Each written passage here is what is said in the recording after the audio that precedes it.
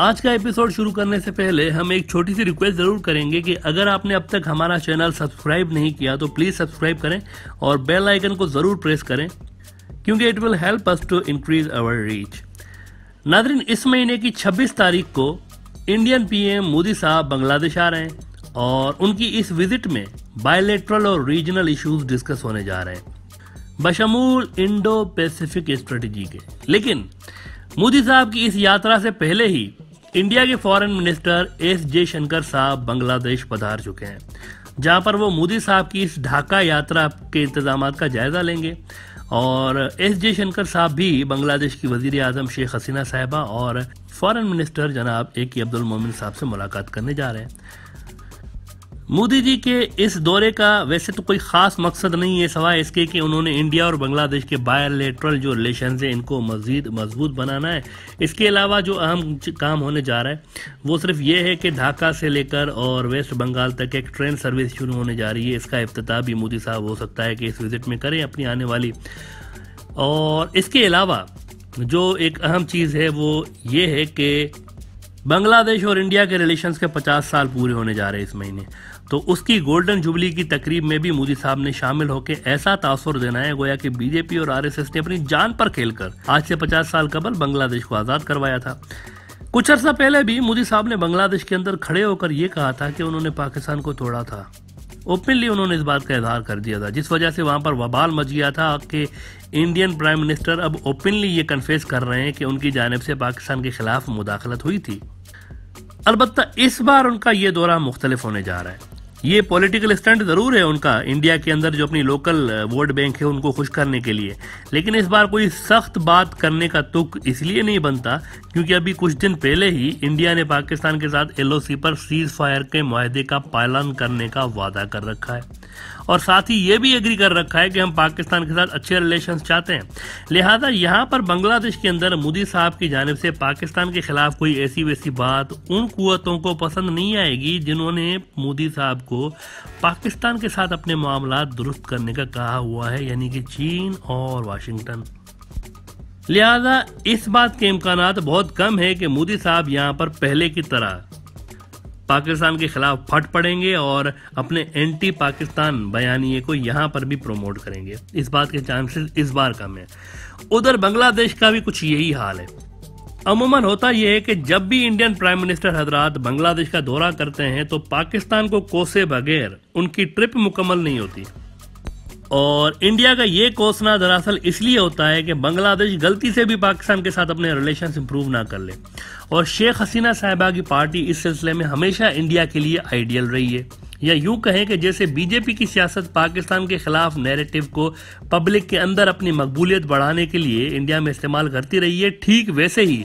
शेख हसीना साहिबा की सियासत और उनकी अवामी मकबूलियत के लिए उनका एंटी पाकिस्तान स्टांस ही हमेशा अहम रहा है। दिलचस्प बात यह है कि बीजेपी और शेख हसीना साहिबा की पार्टी इन दोनों जमातों का ये एंटी पाकिस्तान जो नैरेटिव है उनको भरपूर फायदा जरूर मिलता रहा है, सियासी फायदा, लेकिन ये नैरेटिव अवामी और मुल्की इश्यूज के साथ मैच नहीं रखता और अवामी और मुल्की जो इश्यूज हैं इन दोनों मुल्कों में यानी इंडिया और बांग्लादेश में, उनके अंदर एंटी पाकिस्तान ये जो सेंटीमेंट्स है और एंटी पाकिस्तान स्टांस है ये बिल्कुल गैर जरूरी और नाकारा किस्म का महसूस होता है। मिसाल के तौर पर बीजेपी की एंटी पाकिस्तान स्टांस और पाकिस्तान सेंट्रिक होने की वजह से इंडिया की जो डिफेंस पॉलिसी है ये भी पाकिस्तान को नजर में रख के बनाई गई और इसका खमियाजा फिर इंडिया को तब भुगतना पड़ा जब लद्दाख में उसको चाइना को फेस करना पड़ा है। और जैसा कि हम कहते रहते हैं कि सारा साल इंडिया ने प्रिपरेशंस पाकिस्तान को नजर में रख के की और एग्जाम में चाइना का क्वेश्चन आ गया जिसका फिर एंड रिजल्ट निल बटा निल निकला है इंडिया के लिए। तब इंडिया के पॉलिसी मेकर्स को यह एहसास हुआ है कि पाकिस्तान सेंट्रिक होने की वजह से चीन से वो कितना पीछे रह चुके हैं डिफेंस के सेक्टर में। 2014 से लेकर मोदी साहब चीन से दोस्ती के चक्कर में थे, लेकिन 2020 में 6 साल के बाद उनको रियलाइज हुआ है कि पाकिस्तान के साथ बेहतर ताल्लुकात के बिना चीन के साथ उनके ताल्लुकात बेहतर नहीं हो सकते। और इस वक्त इंडिया की जानिब से जो रसगुल्ले और बर्फियां और जलेबियां पाकिस्तान के साथ अचानक से शेयर होने लगी हैं कि आप तो हमारे पड़ोसी हैं, we want to resolve our issues with you, इस अचानक तब्दीली के अंदर चीन का एक अहम किरदार रहा है, क्योंकि इंडिया पाकिस्तान के साथ अमन की बात तब कर रहा है जब उसी टाइम पर इंडिया चीन के साथ भी अमन की बात कर रहा है। ये दिलचस्प बात है कि वहां लद्दाख के अंदर डिसएंगेजमेंट्स की बात हो रही है और यहां पर पाकिस्तान के साथ LOC पर भी सीज फायर की बात हो रही है, दोनों एक साथ चल रहे हैं। इससे इंडिया को साफ जाहिर हुआ है कि इंडिया का पाकिस्तान सेंट्रिक होना दिफाई एतबार से, डिफेंस के शोबे के हवाले से इंडिया के लिए बहुत खतरनाक साबित हुआ है और इंडिया को इस रीजन की पावर बनने के लिए दरअसल पाकिस्तान सेंट्रिक नहीं बल्कि चाइना सेंट्रिक होना चाहिए था। और आप इंडिया की इस पॉलिसी शिफ्ट को पाकिस्तान के साथ सीज फायर एग्रीमेंट की सूरत भी देख सकते हैं कि अचानक इंडिया को ऐसी क्या जरूरत पेश आ गई है कि वो पाकिस्तान के साथ सीज फायर के मुआहदे कर रहा है, और वो भी उसी वक्त जबकि चीन के साथ उसके सीज फायर के मुआहदे चल रहे हैं और डिसएंगेजमेंट की बातें चल रही हैं। यानी 2014 से लेकर 2020 तक मोदी साहब ने जो पाकिस्तान मुखालिफ बयानिया अपना के रखा उसका उनको कोई फायदा हासिल नहीं हुआ और at the end of the day 6 साल के बाद उनको पाकिस्तान के साथ दोस्ती की बातें करना पड़ रही हैं दोबारा से। अच्छा, वहां बांग्लादेश के अंदर भी एग्जैक्टली यही हुआ है। शेख हसीना साहिबा की पॉलिसी बिल्कुल वही रही थी पाकिस्तान के खिलाफ जो कि मोदी साहब की पॉलिसी रही थी और शेख हसीना साहिबा की पूरी सियासत पाकिस्तान के गिर्द घूमती हुई नजर आती है। लेकिन इस बीच क्या हुआ है, ये जो अल जजीरा की रिपोर्ट आई है इससे बांग्लादेश के डिफेंस के शोबे में बड़े सीरियस किस्म के लूप होल्स एक्सपोज हुए हैं और ये बात सामने आई है कि डिफेंस का शोबा कमीशन और किकबैक्स पर चल रहा है दरअसल बकौल अल जजीरा के। अब जब बांग्लादेश के 3 तरफ से इंडिया है ज्योग्राफिकली, तो नेचुरली बांग्लादेश को अपना डिफेंस सिस्टम पाकिस्तान को सामने रख के नहीं बल्कि इंडिया को सामने रख के बनाना चाहिए था इन सारे सालों के अंदर। और अगर इंडिया को सामने रख के बांग्लादेश अपना दिफाई निजाम बनाता तो इस सिलसिले में चीन के बाद सबसे ज्यादा जो मुल्क बांग्लादेश के लिए हेल्पफुल हो सकता था इस सिलसिले में वो पाकिस्तान था। इसकी वजह यह है कि एक तो खुद पाकिस्तान का दिफाई निजाम इंडिया और इसराइल को सामने रख के बना हुआ है, क्योंकि इंडिया उसका मेन राइवल है और इसराइल पाकिस्तान के मेन राइवल का सबसे बड़ा वेपन सप्लायर है। लिहाजा बांग्लादेश को अगर अपना दिफाई निजाम इंडिया के मुकाबले में बनाना था तो चीन के बाद पाकिस्तान उसके लिए बहुत ज्यादा हेल्पफुल हो सकता था। Now it doesn't mean that Bangladesh should go for a war और fight with India, it doesn't mean that. दिफाई निजाम बनाने का मकसद जंग करना नहीं होता, लेकिन जंग के लिए खुद को तैयार रखना और खुद को एग्रेशन के रोकने के लिए तैयार रखना, यह भी दिफाई निजाम का हिस्सा होता है। तो बांग्लादेश के सामने 2 ऑप्शन है। एक तो बिल्कुल आंखें बंद करके ये बिलीव कर लिया जाए कि इंडिया से कोई थ्रेट नहीं है, कोई खतरा नहीं है, लिहाजा जो कुछ भी डिफेंस बनाना है म्यांमार को सामने रख के बनाए। ऐसे में बांग्लादेश मुकम्मल तौर पर इंडिया के रहमो करम पर आ सकता है। और दूसरा ऑप्शन ये है कि अपनी इकोनॉमी के हिसाब से जितना क्रेडिबल डिफेंस बना सकते हैं अगेंस्ट इंडिया बना लेना चाहिए। लेकिन शेख हसीना साहिबा के दौर में इंडिया एक मासूम सा छुन्ना मुन्ना सा काका इनोसेंट किस्म का मुखलिफ दोस्त माना जाता रहा है और यह तासुर दिया जाता रहा है कि 1971 में इस किस्म के एहसानात किए हुए हैं इंडिया ने जो कि शायद कभी नहीं उतारे जा सकते। चाहे इंडिया तीस्ता दरिया जैसे कितने ही नेशनल एसेट्स हथियार ले बांग्लादेश के, लेकिन उसका एहसान नहीं उतर सकता। इस तरह का तासुर दिया जाता रहा है। यही वजह है कि बांग्लादेश की जो डिफेंस सलाहियत है ये कभी भी शेख हसीना साहिबा के दौर में इंडिया सेंट्रिक नहीं रही और उनकी पाकिस्तान पॉलिसी भी हमेशा इंडिया से भी ज्यादा सख्त रही है, पाकिस्तान की उनकी जो पॉलिसी रही है। लेकिन इसका नतीजा ये निकला है कि अचानक से बेल्ट एंड रोड्स इनिशिएटिव नमूदार हो जाता है चीन का, जिसमें बिलियंस ऑफ डॉलर्स के ट्रेड के मौके मौजूद थे बांग्लादेश के लिए। लिहाजा बांग्लादेश इसमें शामिल हो गया और चीन उसका सबसे बड़ा ट्रेडिंग पार्टनर बन के उभरा भी है। लेकिन इसी BRI का मेंबर इंडिया नहीं हुआ, पाकिस्तान हुआ है। यानी बांग्लादेश का जो दोस्त, सो कॉल्ड दोस्त है, वो उसका मेंबर नहीं है BRI का, बल्कि पाकिस्तान उसका मेंबर है, जिसके खिलाफ अवामी लीग की पॉलिसीज रही हैं। यानी कि अब अवामी लीग चाहे या ना चाहे उनको अपनी पाकिस्तान पॉलिसी इस कदर नरम जरूर करनी पड़ी है कि उनके BRI के जो ऑब्जेक्टिव्स हैं वो अचीव हो जाएं कम से कम।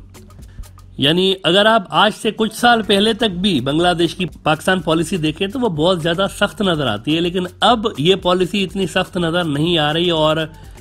दोनों मुल्कों के दरमियान बर्फ पिघलती हुई नजर आती है due to BRI and China factor. क्योंकि बांग्लादेश के एक्सट्रीम एंटी पाकिस्तान पॉलिसी का डायरेक्टली फायदा इंडिया को हो रहा होता है। और इंडिया जो कि चीन का राइवल है, और चीन बांग्लादेश और पाकिस्तान दोनों का पार्टनर है। इसका मतलब बांग्लादेश का हद से ज्यादा प्रो इंडिया स्टांस और हद से ज्यादा एंटी पाकिस्तान स्टांस उनके डिफेंस के शोबे के लिए वैसे ही खतरनाक साबित हुआ है जैसे इंडिया का हद से ज्यादा एंटी पाकिस्तान स्टांस उसके लिए खराब साबित हुआ है, और जिसका प्रूफ फिर लद्दाख में हमें नजर आया है, जहां इंडिया ने बगैर लड़े सरेंडर कर दिया है। ऐसे ही फिर बांग्लादेश ने हद से ज्यादा प्रो इंडिया रहकर इंडिया के खिलाफ वो दिफाई ताकत हासिल नहीं की जो कि उसके पास होनी चाहिए थी अगेंस्ट इंडिया। ऊपर से आरएसएस और बीजेपी जैसे एक्सपांशनिस्ट और अखंड भारत के नजरिए से लेस जमातों का इंडिया के ऊपर हावी हो जाना और इंडिया के अंदर पावर में आ जाना, इससे बांग्लादेश के लिए और भी ज्यादा लाजिम हो जाता है कि वो अपने दिफा के लिए जल्द और बड़े फैसले ले, क्योंकि आलमी हालात बदलते देर नहीं लगती है, खास तौर पर तब जब इंडिया के अंदर CAA जैसे कवानीन इम्प्लीमेंटेशन के लिए मुकम्मल तौर पर तैयार खड़े हैं। गुफ्तगू का हासिल मकसद ये है कि बांग्लादेश ने हद से ज्यादा एंटी पाकिस्तान और प्रो इंडिया रहकर माजी में अपनी दिफाई सलाहियत इंडिया के खिलाफ वैसी नहीं बनाई जो कि उसको बनानी चाहिए थी, और इंडिया ने भी हद से ज्यादा एंटी पाकिस्तान रहकर पास्ट में अपनी दिफाई सलाहियत चीन के खिलाफ वो नहीं बनाई जो कि उसको बनानी चाहिए थी। और जब वक्त आया है लद्दाख के अंदर तो इंडिया ने बिना लड़े सरेंडर कर दिया है, क्योंकि उसके पास इतनी कैपेबिलिटी ही नहीं थी, उसकी तैयारी ही नहीं थी। इंडिया की सारी तैयारी पाकिस्तान के खिलाफ थी। वैसे ही बांग्लादेश की सारी तैयारी म्यांमार के खिलाफ है। अगर बांग्लादेश के ऊपर भी कभी ऐसा वक्त आ जाता है कि इंडियन एग्रेशन का उसको सामना करना पड़ जाए, तो बांग्लादेश को इंडिया को रिस्पॉन्ड करने के लिए रिक्वायर्ड कैपेबिलिटी इस वक्त मौजूद नहीं है। और जैसे कि कहते हैं कि जंग की तैयारी अमन के दिनों में की जाती है, मौजूदा टाइम आइडियल है बांग्लादेश के लिए कि वो अपनी दिफाई सलाहियत बढ़ाने के लिए मुकम्मल तौर पर खुद को डेडिकेट कर ले इंडिया के अगेंस्ट क्रेडिबल डिटरेंस बनाने के लिए, क्योंकि पाकिस्तान के खिलाफ ये बयानिया बांग्लादेश के अंदर कुछ सियासी पार्टियों को सियासी फायदा जरूर दे सकता है, लेकिन बांग्लादेश को एज ए कंट्री इसका कोई फायदा नहीं हो सकता, क्योंकि ना तो पाकिस्तान के साथ बांग्लादेश का कोई बॉर्डर लगता है और ना ही बांग्लादेश को यह थ्रेट है कि पाकिस्तान उसके कुछ इलाकों पे कब्जा कर लेगा, क्योंकि दोनों मुल्कों का कोई बॉर्डर लगता नहीं है, बल्कि इंडिया का बॉर्डर जरूर लगता है बांग्लादेश के साथ, और वो भी 3 अतराफ से लगता है। और अहम तरीन बात यह है कि सिलीगुड़ी कॉरिडोर, जो कि सिर्फ कुछ किलोमीटर तवील एक कॉरिडोर है और एक इतना अहम तरीन स्ट्रेटेजिक पॉइंट है चीन और इंडिया के तनाजुर में, अगर आप देखें तो